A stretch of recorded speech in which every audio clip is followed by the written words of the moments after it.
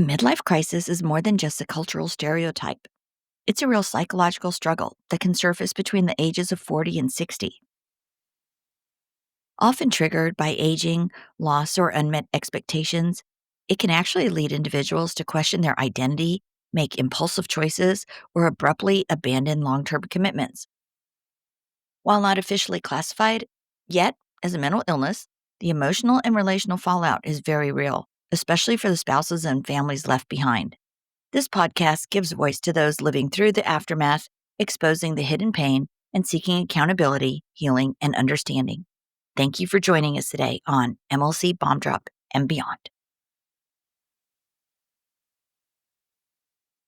The stories and events discussed in this podcast are for informational and entertainment purposes only and should not be considered legal, medical, or professional advice. Any names, locations, or identifying details have been changed to protect privacy. Any similarities to actual persons, living or dead, or real events are purely coincidental. The information presented on this podcast is for informational purposes only and should not be considered as professional advice.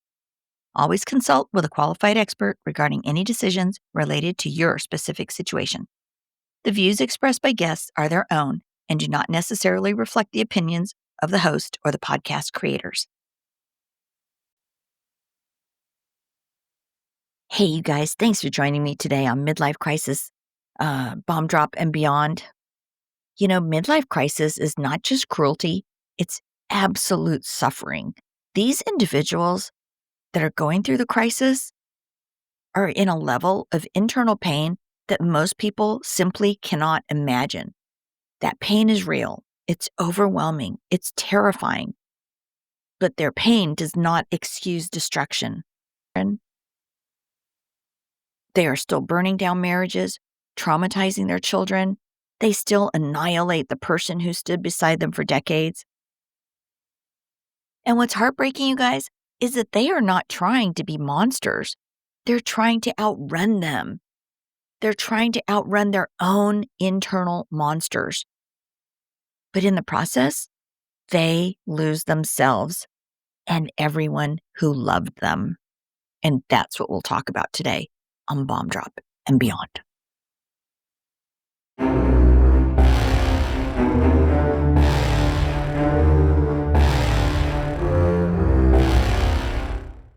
This is crazy.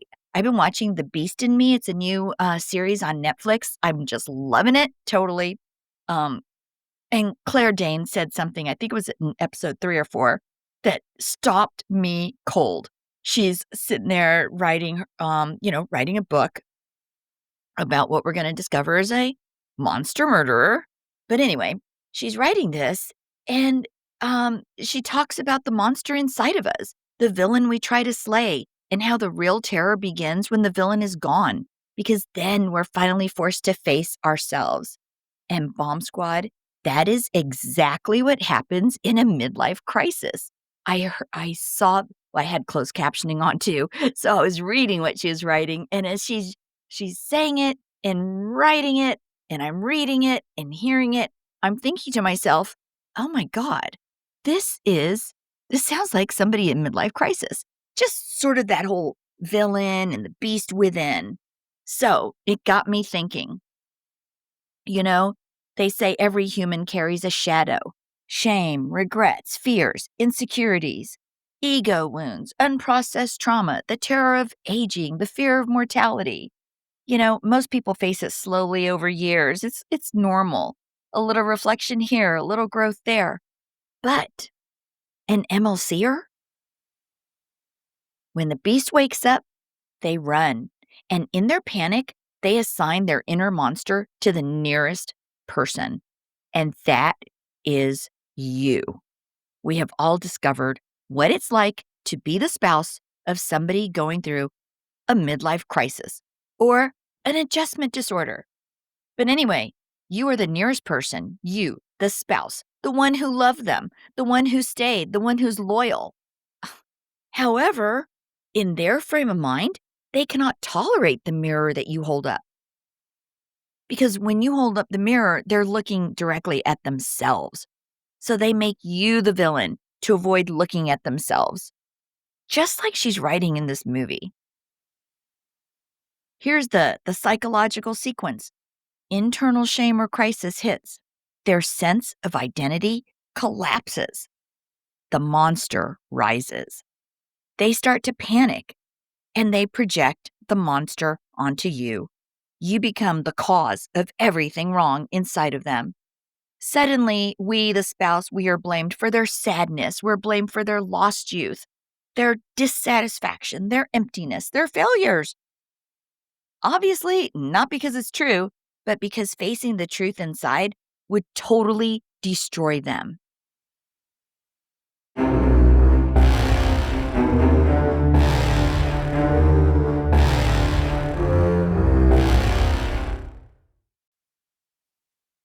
Next up, they have the affair partner. Not a soulmate, not a savior.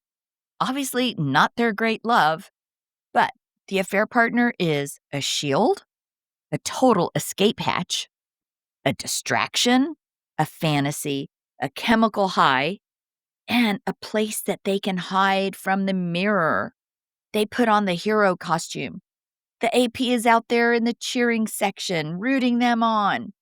But the costume always slips because the beast inside doesn't die. It waits.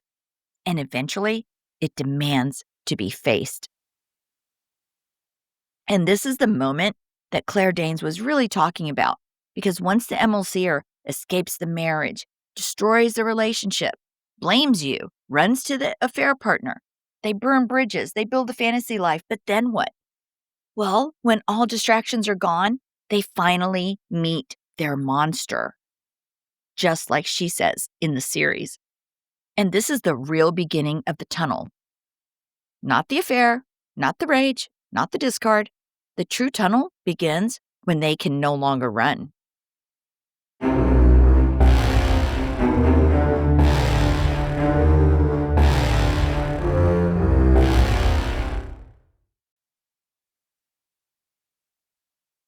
And it's absolutely crazy and mind-boggling to me to think that I could be with somebody who I see one, like you see one thing. It's like, I guess, looking at actually, this happened to me the other day. I bought some Cracker Jacks.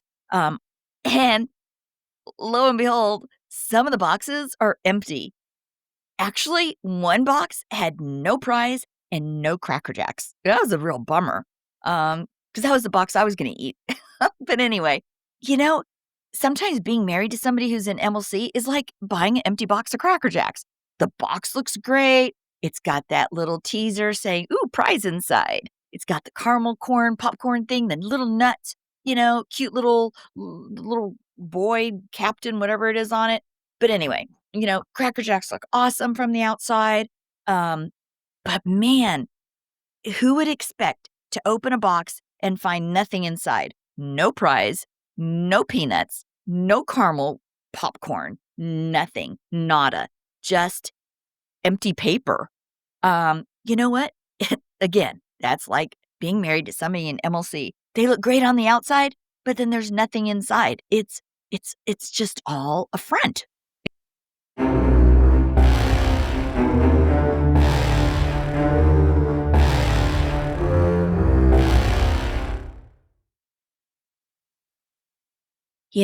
You were never the villain. You were the mirror. You reflected their aging, their fragility, their unfulfilled dreams. Every time they looked at you, they had that hidden pain of unfulfilled dreams, suppressed traumas, and they hated what they saw. So they made you the problem. And psychologically, mentally, I don't know how this happens, but it does. And let me share something personal here because it shows what a mind in crisis is capable of when it cannot face itself. One night during my ex's free fall, he handed me a large knife and asked me to put him out of his misery. I was like, what? But that's how tormented he was and how shocked and terrified I was, standing there after several decades of marriage, watching the man I knew and loved dissolve right in front of me. And then not long after, he accused me of cutting his neck. And that accusation became part of the story he started to tell. But couple months later, I found the actual razor he had used on himself. And let me be clear, the accusation didn't even make physical sense. He's over 6 feet tall, former football player, more than 200 pounds. I'm 5'4", possible MS, who knows, breast cancer. I would have had to jump to reach his neck. But guys, that is what projection looks like. When someone is being devoured internally, they will point to anyone and say, this is the reason, this is the villain. They point out their spouses as the villain, and so they can be the victim. It is impossible, absolutely heart-wrenching and impossible for them to face the truth in the mirror. And just like in my case, and just like in this movie, it's easier to cast somebody else as the villain than to confront the beast inside themselves.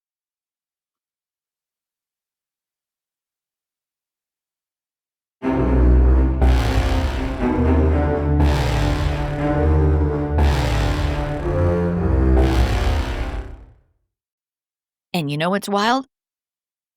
This pattern is ancient. Shakespeare wrote about it centuries ago. Centuries, you guys. Modern films are full of it. Humanity has always run from the inner monster. Othello, Othello's insecurity becomes Desdemona's betrayal. His internal fear, he blamed it on his wife. This is Projection 101 MLC.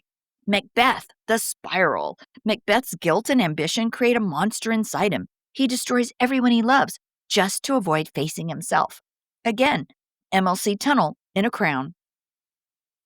Hamlet, total identity collapse. Hamlet is emotionally paralyzed. His inner war becomes outer destruction. Just like MLC, the spouse becomes collateral damage in someone else's internal meltdown. Then we've got King Lear, rejecting love and choosing flattery. King Lear pushes away the loyal daughter and embraces the flatterers. Does that sound familiar? Yeah. Then we've got, current films like The Affair, textbook midlife crisis, self-hatred, affair partner fantasy, projection, and destruction. And this has been going on for centuries. What do these stories tell us? Well, it's pretty clear. They tell us the monster isn't new, the crisis isn't new, projection isn't new. Humanity has always turned inward pain into outward destruction. Midlife crisis is just a modern retelling. I tell you, the most dangerous enemy isn't the one they fight, it's the one inside of them. MLC is the war between who they were, who they are, and who they're afraid to become. And healing only begins when someone finally stops running and turns inward. Facing the monster is the only way out.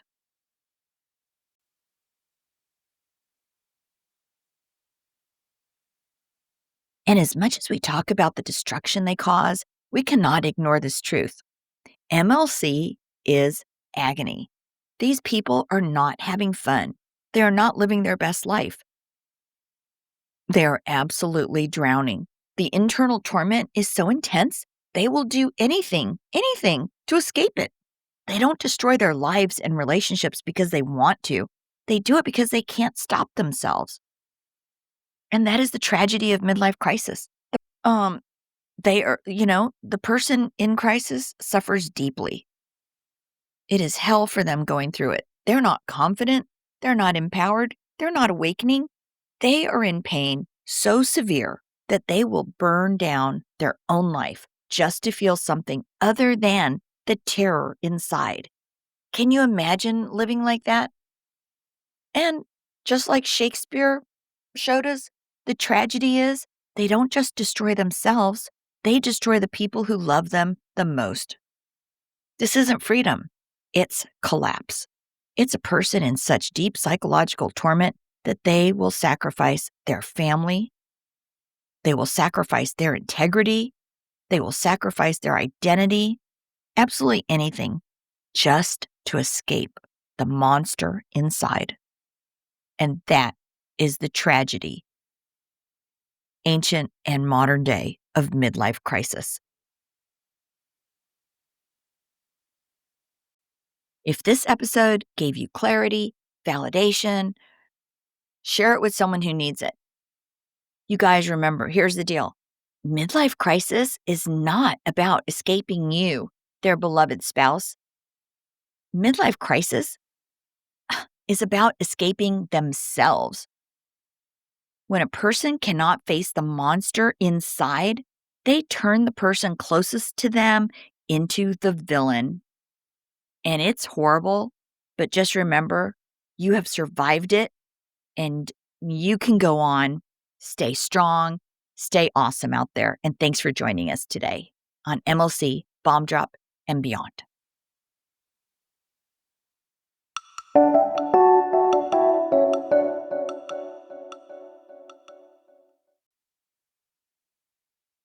Hey, some resources that are available for you guys are thewifeexpert.com. That's Lori McDermott over there at thewifeexpert.com. She also has a new app out.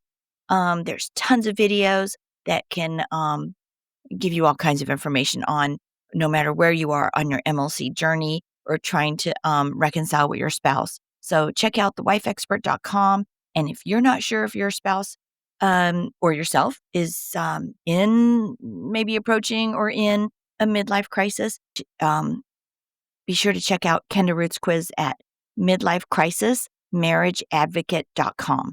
Again, that's a midlifecrisismarriageadvocate.com. That's a quick little 2-minute quiz. It's free. So check that out as well. We have a ton of resources out there for you guys. So check them out. Thanks. You guys, forward moving spouses, you are not alone. Left behind spouses, you are not alone. Those in crisis, you are certainly not alone. This is just crazy how epidemic this has become. I have a waiting list now of people from around the world that I'm trying to get to. And if you've been through a midlife crisis or been impacted by someone else's and you want to share your story, I'd love to hear from you. Hang in there, you guys. I will get to all of you. Please reach out to me at mlcbombdrop@gmail.com and visit us on Facebook and Instagram, MLC Bomb Drop. And just remember, your voice matters. Your story could be the one that helps someone else feel seen. It could help someone else feel heard. And you know, it will help somebody else feel understood. You are not alone, no matter where you are in your journey. If the bomb was just dropped, the earthquake just happened, if you are 7 or 8 years in and you're coming out of starting to wake up and awaken to this, you are not alone. It's sad that this is epidemic, but we're here to provide support. So until next time, take care and live authentically each and every day. Thanks again, you guys.